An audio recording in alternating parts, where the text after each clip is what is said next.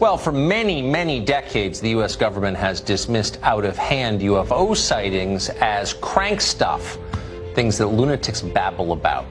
Now, suddenly they're taking a different approach. They are telling the truth. My personal belief is that there is very compelling evidence that we may not be alone, whatever that means.